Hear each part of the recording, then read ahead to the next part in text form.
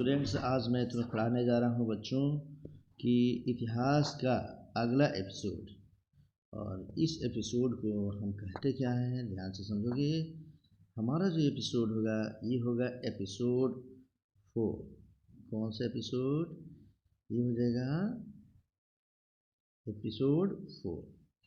Episode 3 मैं पहले पढ़ा चुका हूँ और आज हम लोग पढ़ने जा रहे हैं एपिसोड 4 को। ध्यान देंगे बच्चे, एपिसोड में हम आज जानेंगे आद्य ऐतिहासिक काल। आद्य ऐतिहासिक काल को इंग्लिश में हम कहते हैं प्रोटो हिस्टोरिक एज। क्या कहेंगे? Proto historic age. इसे लिख लोगे तुम लोग, अपनी कॉपी में लिख लोगे प्रोटो हिस्टोरिक। हमने बताया था प्री हिस्टोरिक, प्रोटो हिस्टोरिक और हिस्टोरिक, 3 एज में हम इसको बांटते हैं।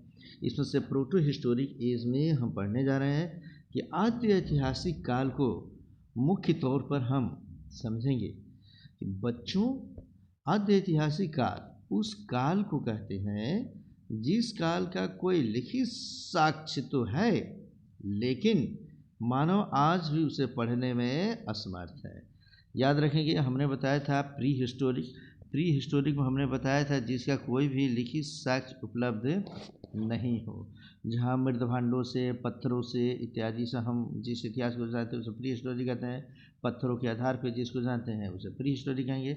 लेकिन प्रोटो हिस्टोरिक एज में लिखित साक्ष्य तो है, देखेंगे इस काल में लिखित साक्ष्य तो है लेकिन मनुष्य आज भी उसे पढ़ने में क्या है जी, असमर्थ है। ये जानेंगे हम, तो इसे हम प्रोटो हिस्टोरिक के नाम से जानेंगे। जैसे बच्चे इसमें ध्यान देंगे हम लोग कि आद्य ऐतिहासिक काल को अगर जाने इसमें कौन कौन खंड आता है, तो इसमें हमारा 2 खंड आता है, जानेंगे। पहला है सिंधु घाटी सभ्यता या हड़प्पा सभ्यता का काल, इसे इंडस वैली सिविलाइजेशन के नाम से जानते हैं। और दूसरा है वैदिक काल। इस तरीके से हड़प्पा काल कहें या सिंधु घाटी सभ्यता का काल कहें या वैदिक काल कहें, ये 2 काल ऐसे हैं जो आद्य ऐतिहासिक काल में आता है। तुम्हें पता होना चाहिए बच्चे, सिंधु घाटी सभ्यता में तो लिखित साक्ष्य नहीं था, थोड़ा बहुत शुरुआत हो गया था, माने शुरुआत लिखित साक्ष्य हो गया लेकिन इसे कोई पढ़ नहीं पाया है। वैदिक काल एक ऐसा काल है जिसके लिखित साक्ष्य कई सारे उपलब्ध हैं। वेद है, ब्राह्मण है, आरण्यक है, उपनिषद है। फिर भी वैदिक काल को हम लोग प्रोटो हिस्टोरिक में ही रखते हैं। किसमें? प्रोटो। आद्य ऐतिहासिक में अपवाद है, इसको हमें याद करके रखना है। नेक्स्ट में हम जानेंगे, समझेंगे इसे ठीक से कि प्यारे बच्चों, तुम्हें मैं एक एक करके बता रहा हूँ। सिंधु घाटी सभ्यता के काल को हड़प्पा काल के नाम से भी हम जानते हैं। तो आज हम पढ़ेंगे इसमें से हड़प्पा काल या सिंधु सभ्यता का काल, या इसी को हम कहते हैं Indus Valley Civilisation. Indus Valley Civilisation. तो चलो बच्चे, इंडस वैली सिविलाइजेशन को हम पढ़ने जा रहे हैं। याद रखेंगे, हड़प्पा काल या सिंधु घाटी सभ्यता का कालखंड अगर की हम बात करें तो इस कालखंड को हम कहते हैं कि 2700 ईस्वी पूर्व से लेकर 1750 ईस्वी पूर्व के बीच के कालखंड को हम इंडस वैली कहते हैं। कहीं कहीं तुम्हें इसे मिलेगा बच्चे 3000 बीसी से लेकर 1500 बीसी के आसपास में। कहीं कहीं मिलेगा इसको 3000 बीसी से लेकर और 1700 ईस्वी के आसपास में। कहीं कहीं मिलेगा तुम्हें इसे 2500 बीसी से लेकर और समझो कि 1700 बीसी के आसपास में। हमें घबराना नहीं है, अलग अलग जितने भी इतिहासकार हैं इसका नाम अलग अलग रखे हैं, इसलिए हमें इसकी चिंता नहीं करनी है। मुख्य तौर पे मैंने तुम्हें बताया, इसे तुम्हें बस यही याद रखना है कि 27 ईस्वी पूर्व से लेकर 1750 ईस्वी पूर्व के बीच के कालखंड को ही हम हड़प्पा काल कहते हैं या सिंधु घाटी सभ्यता का काल कहते हैं, या इसी को हम इंडस वैली सिविलाइजेशन के नाम से भी जानते हैं। तो अब हम पढ़ेंगे एक एक करके इसके खंड को बच्चे। इसकी शुरुआत कब से होती है, क्या क्या विशेषताएं हैं, थोड़ा जानेंगे हम कि इस काल की शुरुआत सिंधु घाटी के आसपास से होती है। 27 ईस्वी पूर्व के आसपास में, 3000 ईस्वी पूर्व के आसपास में बच्चे। जैसा कि मैं पहले बताया था कि बच्चों, जो भी मानव पहले होते थे वे आखेटक होते थे, माने वो शिकार करते थे। कहीं कहीं कभी यहाँ के, कभी जंगल में, कभी दूसरे जगह जंगल में, कभी तीसरे जगह के जंगल में जाकर आखेट करते थे, माने शिकार करते थे। वे शिकार करते थे, एक जगह से दूसरी जगह भोजन की तलाश में जाते रहते थे। किसकी तलाश में जाते थे? तो भोजन की तलाश में। खाना तो कहीं भी खा लेते थे, लेकिन पानी पीने के लिए, किस लिए? पानी पीने के लिए ऐसे जगह पर रहना चाहते थे जहाँ उसको आसानी से सालों भर पानी मिल सके। ठीक से समझ रहे में आ रहे हैं बच्चे? उस समय भारत के, इसे हम खूब ठीक से समझेंगे बच्चे, खाना तो कहीं खाते थे, पानी पीने के लिए उन्हें ऐसे जगह पे जाना पड़ता था जहाँ पानी, उसको सालों भर पानी मिल सके। उस समय भारत के उत्तर पश्चिमी हिस्से में एक सबसे बड़ी नदी थी, सबसे बड़ी नदी, जिसका नाम था सिंधु नदी। क्या नाम था बच्चे? हाँ, सिंधु नदी। अच्छा, सिंधु नदी में 5 नदियों का पानी आकर मिलता था। कौन कौन नदी था बच्चे, पता है तुम्हें? हाँ, इसे याद रखेंगे। ये नदी था हमारा, सभी, मैं पूछूंगा तुमसे बताओगे। झेलम, चीनाब, रावी, सतलज और ब्यास। इसी 5 नदियों के नाम पर उत्तर पश्चिमी हिस्से के जो हमारा भूमि है उसको हम पंजाब कहते हैं। क्या कहेंगे? पंजाब कहते हैं। तो उस जगह को हम पंजाब के नाम से जानते हैं। 5 नदियों के नाम पर इस जगह का नाम पड़ गया पंजाब। तो इस तरीके से बच्चे हम इसको देख रहे हैं कि इस तरीके से सिंधु नदी का पानी कभी सूखता नहीं था। पहली बार भारतीय उपमहाद्वीप में मानव सिंधु नदी के आसपास के क्षेत्रों में रहना शुरू किया और वहाँ पर रहते रहते उन्होंने एक सभ्यता का निर्माण किया। जैसे मानव जब रहने लगता है तो मानव जिस स्थिति में रहता है वह उसका कल्चर कहलाता है, और जब उसमें रिफॉर्म करता है, कुछ सुधार करता है, तो उसे हम सभ्यता कहते हैं। तो सिंधु नदी के किनारे रहते रहते उन्होंने एक सभ्यता का निर्माण किया, अर्थात मानव का रहना, उठना, बैठना, खाना, पीना, मनोरंजन करना, घर बनाना और मृदभांड माने मिट्टी के बर्तन बनाना, मूर्ति बनाना, सिंधु सभ्यता के लोग यह सब काम करना शुरू कर दिए और शहरों का निर्माण कर दिए। इस तरीके से अब हमारी जो संस्कृति थी बच्चों, अब वह एक सभ्यता में बदलती चली गई, जिसे हम सिंधु घाटी सभ्यता के नाम से जानते हैं। वही लिखवाया हूँ मैं यहाँ कि इस प्रकार भारत के उत्तर पश्चिम में सिंधु नदी के किनारे पहली बार जो सभ्यता विकसित हुई उसे सिंधु घाटी सभ्यता कहते हैं। अब हम पता है बच्चों, इसमें मैंने तुम्हें बताया कि इसकी जानकारी कैसे हो रही है, हमें कैसे पता चला कि वहाँ सिंधु घाटी सभ्यता थी। तो इसकी जानकारी हमारे देश के लोगों को कब हुई? तो सुनो, 1921 ईस्वी में। कब हुई थी बच्चे? 1921 ईस्वी में भारत में अंग्रेजों के समय दयाराम साहनी ने, यह एक के पुरातत्वविद थे, इतिहासकार थे बच्चे, इन्होंने सिंधु नदी के किनारे हड़प्पा नामक एक जगह का खोज किया। यह जो हड़प्पा है हमारे पाकिस्तान में है बच्चे, और वहाँ वह खुदाई करने के दौरान पाए कि ज़मीन के अंदर तो बहुत बड़ी हवेली है। ये हवेली उन्होंने देखा, कई सारे शहर हैं, तो उन्होंने उसका धीरे धीरे खुदाई किया और 1921 ईस्वी में, खूब ठीक से समझना बच्चे इसे, 1921 ईस्वी में उन्होंने बताया कि रावी नदी के किनारे हड़प्पा स्थल के नीचे एक बहुत बड़ा शहर है, जिसको प्रयोगशाला में, माने वहाँ से जो चीज़ें मिली बच्चे उसको लोग प्रयोगशाला में लेकर गए।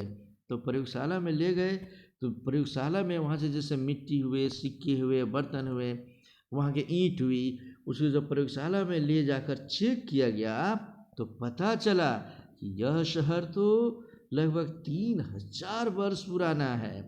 अर्थात अंग्रेजों के समय में 1921 ईस्वी में दयाराम और माधव स्वरूप वत्स ने हड़प्पा की खुदाई कर वहाँ से एक नए सभ्यता के होने का साक्ष्य अर्थात प्रूफ दिया, जो सिंधु नदी की सहायक रावी नदी के किनारे पर स्थित है। पूछता है प्रश्न, हड़प्पा किस नदी के किनारे स्थित है?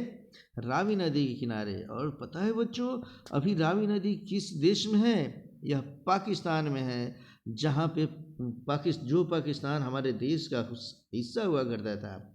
तो ये रावी नदी के किनारे हमारा हड़प्पा स्थित था बच्चे। उसके बाद आसपास के क्षेत्रों में और खुदाई होने लगी, और जब खुदाई की जाने लगी तो पता चला कि सिंधु नदी के आसपास जैसे कई शहर थे, जिसके नीचे से कई शहरों की प्राप्ति हुई।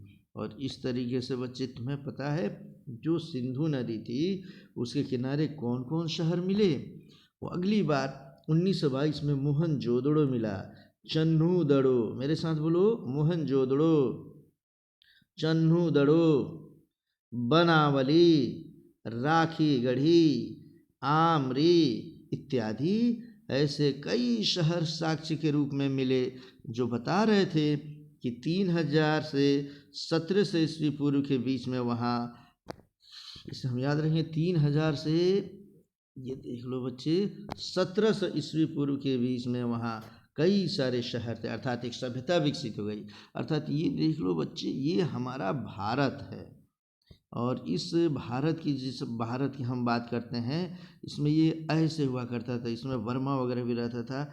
और ये देख लो, इसमें ये पाकिस्तान भी आ जाता था बच्चे, अफ़गानिस्तान का भी हिस्सा हुआ करता था। और एक नदी ये निकलती थी बच्चे, यहाँ से देखो, ये नदी मैं निकालता हूँ कलर चेंज करके, देख लो इसे। यह एक नदी मानसरोवर से होते हुए निकलती थी, ये सिंधु नदी थी। इसी में झेलम, चिनाब, रावी, सतलज और ब्यास, ये कई नदियाँ हुआ करती थी। तो इसके आसपास के जो क्षेत्र थे बच्चों, इसे समझना है हमें।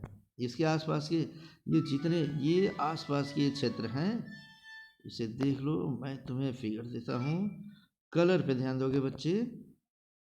हाँ, यहाँ पे ये हड़प्पा हो गया, मोहनजोदड़ो, इसमें राखीगढ़ी, बनावली, आमरी, ये कई सारे स्थल थे यहाँ जहाँ लोग रहते थे। ये सभी स्थल जो है, यही सब स्थल मिलकर हमारा जो काल कहलाया, वह हड़प्पा काल के स्थल कहलाए, हड़प्पा काल।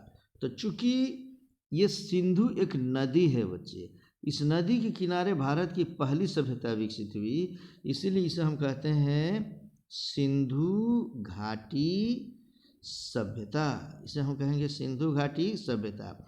और इस सिंधु घाटी सभ्यता में इस हड़प्पा स्थल की, कौन सा स्थल की था?